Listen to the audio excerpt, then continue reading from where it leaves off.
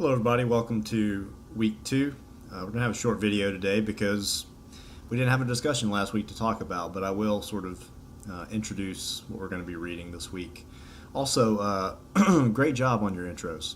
I really enjoyed watching those.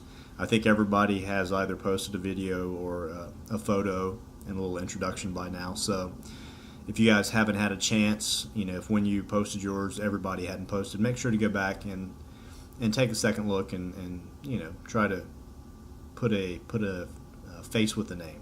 So yeah, really interesting stuff, right? We've got aspiring politicians in the class. We've got a married couple, which is my first time having a married couple in the class. So welcome to the Joneses. We have several parents. So I've been figuring out that I'm not alone in this, raising a baby face. So you guys can probably sympathize with me if I seem tired or a little loopy. But she's doing well. Today is her 3-week birthday, so hard to believe, but closing in on 1 month. So, but all is going well with that. Yeah, and just some really great pursuits that you guys have. People, trying to finish up. A lot of people are getting close to finishing up their degree. You guys have been taking classes, sort of, part-time and working full-time, and I know how challenging that can be. So kudos to you, and we're gonna work together to take it one step closer with this class. And don't be intimidated. The class should be a lot of fun, even though it's research and research methods.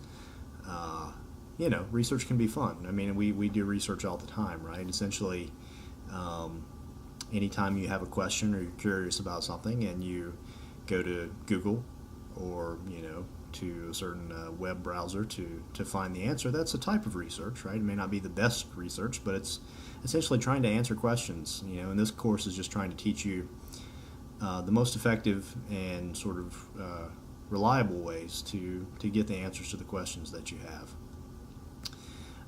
Okay, so quiz 1, I saw that I think everybody's taking quiz 1. Hopefully you guys found that useful, sort of, going through the syllabus. Because, as I said, if you have a question about the course, the first place to look is the syllabus. The second thing to do would be to post a question on the Canvas page. I have in the discussions, I have a course questions page.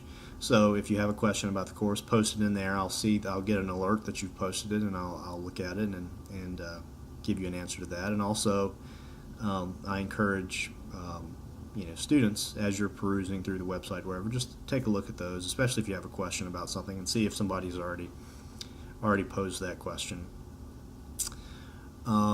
Okay, what else? Okay, so this week is our first discussion assignment. It's going to be discussion number 1, and I've broken you guys up into 2 discussion groups. One group has 5, one has 6. You can, if you go into Canvas and you go under the Files tab on the left-hand side, click on that. There should be a folder in there called Course Files, and I have your group assignments listed in that group, in that folder. So click on that, open that up. You should be able to see, and then when I post the discussion question, which I'll do Wednesday morning, you will have an option to answer in groups, and you can see that you've been placed in, let's say you've been placed in group 1. So when it comes up, you will automatically go into group 1 to answer that question. What I'm going to do, because I've had some problems with this in the past, is I'm going to make it where you actually have to post your response before you read other people's responses, because in the past some people have said, well, okay, I'll just sort of copy whatever the person in front of me said. So in the initial post, you'll post before seeing what other people have said. Once you've posted, you'll be able to see what other people have said, and then of course when you reply, you need to read through the other posts and reply to one of those. You'll be able to see everything at that point. It's just that first post you sort of have to do on your own. So if anybody has any questions about the way that works, post it on our Canvas page, right? So we can all benefit from that. Okay, so just briefly this week, we're reading chapter one, and it's the basics of research design. Right? And before we even get into the methods, we have to think about, the design. And Cresswell talks about, he says there are four things you need to consider when you're thinking about your particular research design. First, I should say, he lists three types of designs. He said there's quantitative design, which quantitative we think of numbers, right? Which usually quantitative designs are used to test existing theories. For example, if I'm, if I'm, worried about crime rates, in a low-income housing area, right? I may have a theory that says that, people who have lower incomes, have lower educational backgrounds, are more likely to commit crime. That's a theory, right? That's an explanation to why the crime rates may be higher in this particular area. So what do? I develop a survey, and I go out and I test that theory by asking people certain questions. And if they respond in a certain way, I can analyze their responses and say, okay, well, it appears to be the case that my theory, has been validated in this particular study. So that's using numbers, surveys in social science primarily. We don't do experiments; we do surveys to try to validate an existing explanation, an existing theory, and that's what a theory. When I say theory, think of explanation. Theory is an explanation, right, for something. Okay, so there's quantitative research designs, testing theories. There's qualitative, which Cresswell equates qualitative with words, although it could be sometimes qualitative data refers to visual images and things like that as well, so it's not exactly one-to-one words, but you can think about words trying to describe something, right? And qualitative research is much more exploratory. Maybe we don't have a theory, or we don't even know the right questions to ask. We may have to do some sort of qualitative design to really get in and try to explore, why is it the case that, or lower income levels actually lead to higher rates of crime? Does it have something to do with the family structure, or are there other factors at play that we just don't know about? And we need to go out and rather than just giving a survey to people, we need to go out and we need to interview people.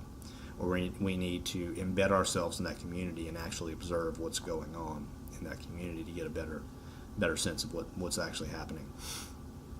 So that's qualitative. And then the third design that he talks about is the mixed methods design, where you use both quantitative and qualitative. And he talks about the different variations of that as well. So those are the three designs he talks about. And he says that there are these four factors that contribute to whether you choose quantitative, qualitative, or mixed methods. And the things that he talks about are, what is your general worldview, right? And he lays out several, I think four actually, worldviews. One is post-positivism, which is very similar to positivism, which positivism you can sort of, if you know the scientific method, you make an observation, you formulate a hypothesis, you test your hypothesis, that sort of thing, and you keep going through that process over and over again. That's post-positivism. It's called post-positivism because positivism asserted that there is an objective reality, there's a reality out there. If we apply the scientific method, we can find the answer. Post-positivism is a slightly weaker version of that. It says we can probably know what the answer is, right? We can't ever get to absolute truth about the way things are, and we could have a long philosophical conversation about why that is the case, but they have essentially even retreated slightly back from from definitely knowing to probably knowing. So that's one. There's another, it's called constructivism, which is, if you want to term post-positivism objective, constructivism is subjective, right? It thinks that maybe there is no objective reality out there. It's just how we perceive it, and each individual may perceive it slightly differently. So those are just a couple of the. I don't want to go too into depth into this stuff, but those are a couple of the philosophies. What sort of strategies do we use? Once we've decided we want to do quantitative or qualitative, we have to decide which sort of he calls them strategies of inquiry we want to use. If we're doing quantitative, we have the option of doing surveys or experiments, quasi-experiments. If we're doing qualitative, we have possibility of doing case study research. We could do participant observation or ethnography, or we could do ethnography. We can do case studies. And a few other things, right? Grounded theory is another one. Phenomenology is another one as well. Then we figure out what our methods are going to be. If we decide to do phenomenology, or we're going to do participant observation, or we're going to do interviews, we're going to do focus groups, things like that.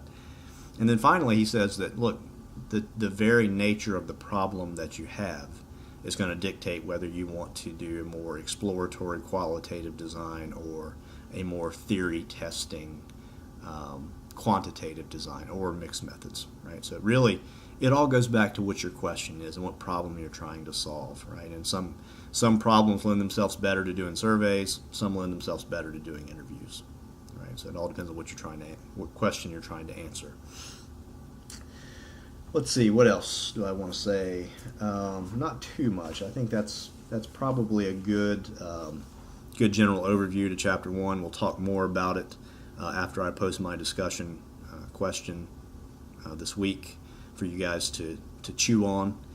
And we'll talk a little bit about some of the things that you said and some observations, and I'll go over it again.